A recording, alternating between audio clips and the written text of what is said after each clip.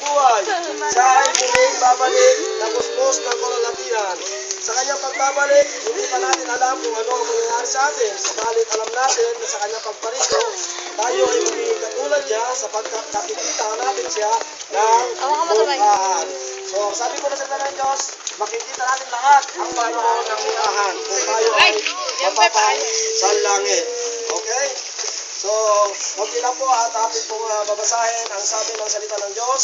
Ang sabi po sa Juan 11:25 ang 26, ganito po ang sinasabi, ako ang muling pagkabuhay at ang buhay. Ang nananalig sa akin kahit mamamatay ay muling mabubuhay. At ang sino mang nabubuhay at nananalig sa akin ay hindi na mamamatay kailanman. So, ibig po sabihin na salita ng Diyos, kapag tayo na sa Panginoon sa Kristo, kahit na tayo mamatay, tayo mabubuhay.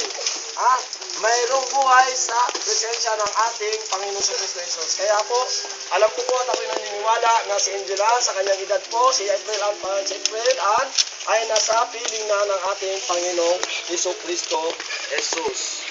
So, inihiling ko po sa kamag-anak kung meron po isa sa kanyo ang magsasalita. Si Nanay, magpapasalamat, magsalita sa ating lahat at magbigay ng konting pananalita po ngayong Normita ko na lang. Pasalamat ka lang. konti lang, kapiraso lang. Kapiraso lang. Salamat po po sa mga taong kailangan may bulhan ako. Sige, tuloy lang. Tuloy lang. Ganda ay, nabiglit. Ayan. Babasa ng cellphone.